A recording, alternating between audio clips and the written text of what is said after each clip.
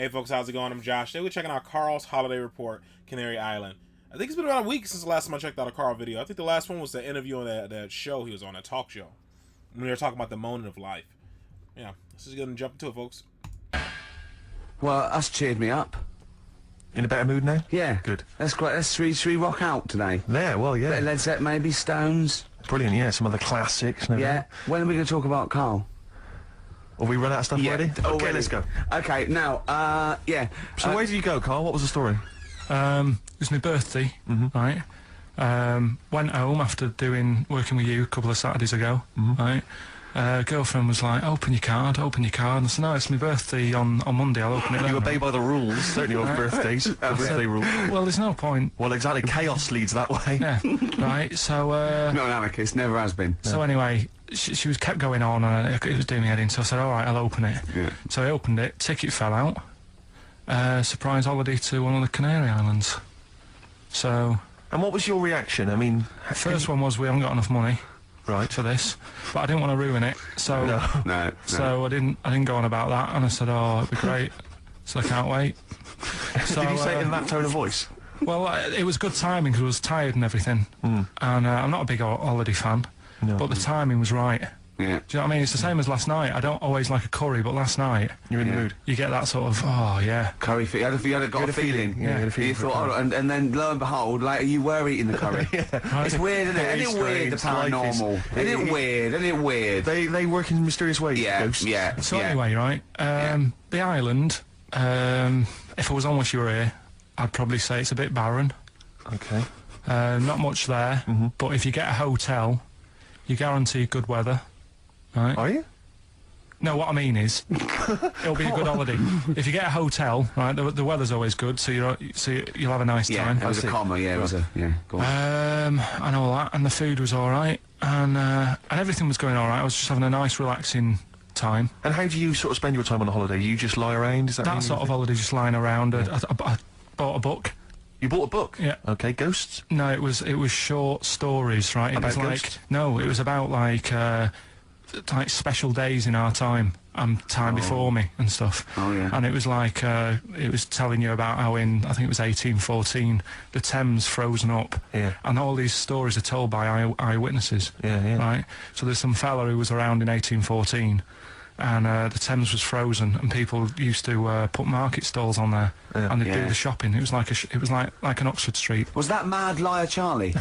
No, because he's famous for that. Well, yeah. I'm sure you know. No, I think that was Mad Liar Charlie. Right. Yeah. So I was reading that, and then after a couple of days was a bit like, oh, Boring. yeah, you can only do sort of so much lying around. And so much reading. So Suzanne said, let's go on the beach, have a walk. You ain't gone on the beach? Where had you I've been gone on the beach, up to this point then? In your room? No, just like around the pool, just relaxing and having a swim and that. Yeah. So she said, let's go on the beach. I said, all right then, yeah. So wandered down to the beach, and first impressions are, yeah, it's all right, it's clean. Sea Your looks good. criteria is so basic, it's brilliant. Right. Hotel, yes. Roof, good. Food, adequate. Beach, clean. Next. So I'm walking along and everything's good, and you know, there's a woman feeding fish bread, which I thought that's different.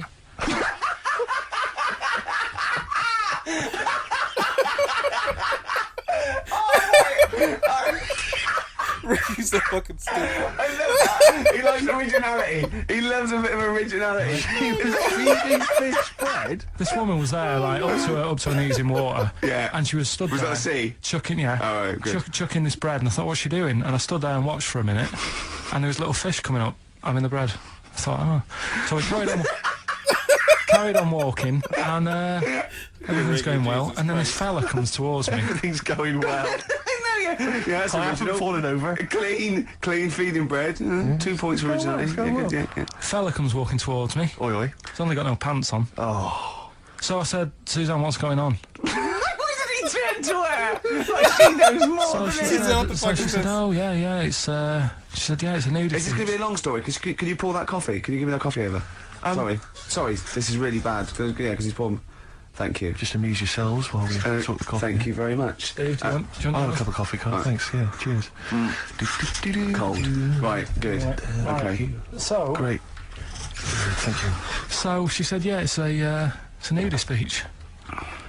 So I said, well, why? What? I said, we're all mixed. It's all mixed up. Normally on a nudist beach, it's a nudist beach, and you don't go wandering on there when you get your clothes on and that. So it annoyed me a bit because there wasn't any signs. So this fella's getting closer. Well, the knob out was a sign. Yeah. Right. So he's getting closer, and he walked past me. It was an old fella. And he walked past and he had a hat on and a little pipe and a big rucksack on his back. Right, so he got me thinking. Not strictly naked. I'm walking along and I'm thinking, right, why do people want to do this? So straight away, I wasn't on holiday anymore, because most of the time when I'm on holiday, I don't think about anything. Right? Your mind's a blank. I just switch off. Right? But all of a sudden, this has got in my head now, and I turn around to look at him. And check out his arse. And this bag, right, I swear, it was massive, right? What? You had a massive bag? The bag. His rucksack? His rucksack. Oh, right, okay.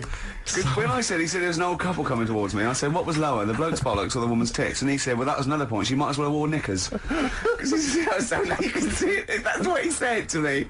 So you saw the bag? So it annoyed me, yeah, because the whole idea in it, this is what I think, I mean, I might be wrong, right? Might be wrong. Chances are you never have been before. Being nudist, right? What's it all about? So I'll tell you, on that point, Carl, let's play a tune, let's come back and we'll discuss... What are we going to play? We'll discuss that very honestly, hard. I want to hear some more ideas. We did thoughts chat on about this last nudism. week, Carl, in your absence. All right. Well, we'll play the choral. Okay. It's a good one, this. Yeah.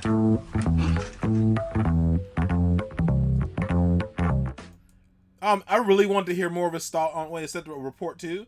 I'd like to hear more of his thoughts on the whole nudist thing. I wanted to see where he was going. So it might be the part 2 one. I'm gonna watch that one later and see if that's it. Because now I'm curious. I know you guys recommended this and nobody recommended number 2, but I just wanted to hear his thoughts on the whole, like, he got into it. He started, was like what's the purpose of nudism? Like, why do people do it? I just wanted to hear what his thought was on it. Yeah, man. I'm kind of like Carl in that way. Like, I'm a little bit. At least when he gets there, he said he can like turn his mind off and enjoy himself. For me, I'm like one of those people who, if the trip ruins the destination for me, if you know what I mean, all the rigmarole gets to the point where I'm like, I don't know, I don't think this is really worth it. Because a lot of times, I've said this before. Everywhere I've been, the way I expected it to be, it was that way. You know what I mean?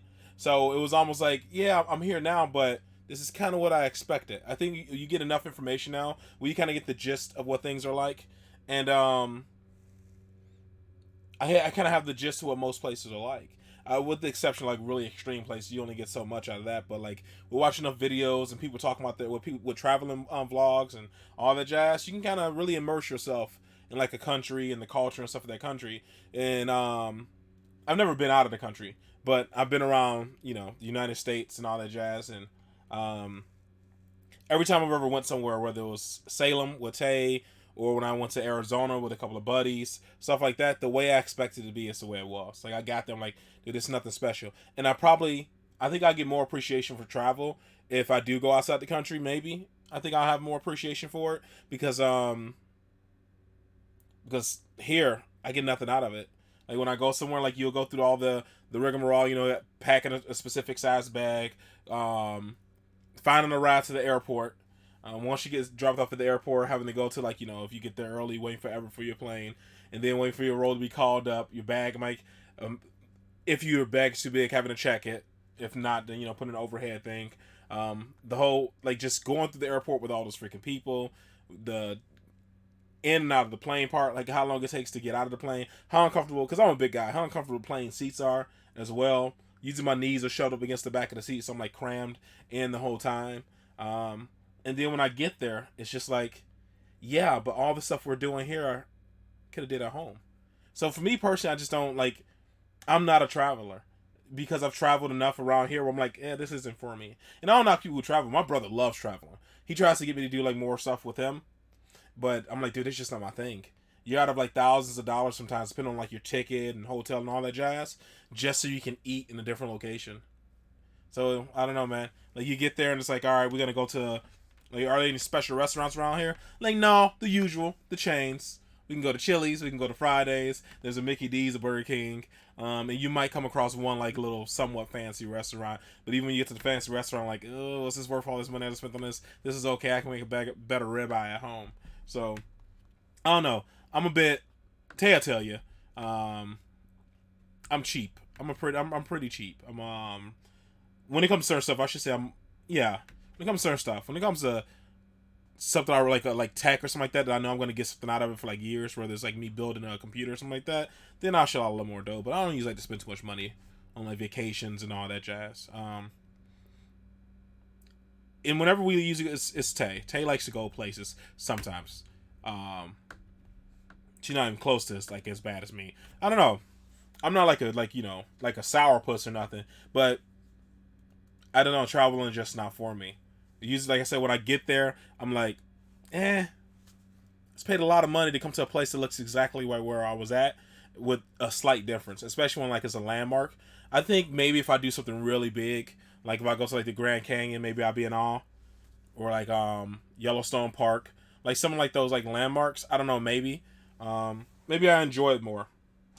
But yeah, it's kind of like the reason why I don't get, like, being in retail, I don't get super excited for holidays, because usually holidays just mean really terrible people are going to be in the stores because they're stressed out. Because, like, especially Christmas puts a lot of stress on parents. So, like, Christmas coming around, you're going to just deal with, like, some of the worst attitudes you've ever experienced. Because they're super upset about, like, not being able to get a certain toy that the kid wants for Christmas, not being able to afford to get their stuff off of layaway in time. You have to deal with all that stuff during the holidays. So I say, October leading up, because that's when it's like a nightmare. And you barely get any gaps. There's always a holiday that you have to prepare for. So there's never like a down period. So I don't really get too excited about holidays being in retail, because it just always, in my head, it's not like, all right, joyous occasion with my family. It's always, all right, I'm gonna be working doubles most likely. We're gonna be switching over to like 2 to 3 trucks a night. We're gonna have issues with finding space in the back room. We have to focus on getting trailers in the back of the store to store the extra stuff. We need to make sure we have room for layaway, yada, yada, yada. And then it's usually some new program that's rolling out too we have to be on top of. We have to plan for Black Friday. Like, all that stuff just always siphons in during like anytime there's a holiday. You got to plan all that stuff out. When Halloween comes around, you start getting pallets and pallets and pallets of candy, organizing them by like category. So like, I don't know. It's like one of the same thing with like traveling.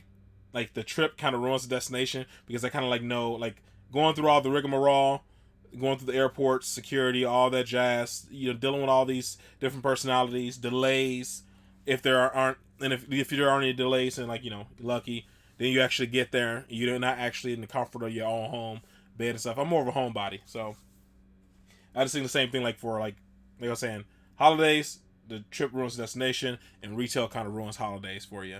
Like, I guess the common denominator in all that is people. Because I'm not the type of person who will, like, I don't take my bad day out on people. So when you have to experience it, like, people constantly taking a bad day out on you, I don't care how bad my day was, I never go to work and take it out on, like, employees or customers. But I don't know. I feel like maybe in retail and food services and in anywhere else you deal with the public, you got to deal with people who are gonna kind of treat you like trash. So that too, yeah. So I think that maybe that's it. It's the people.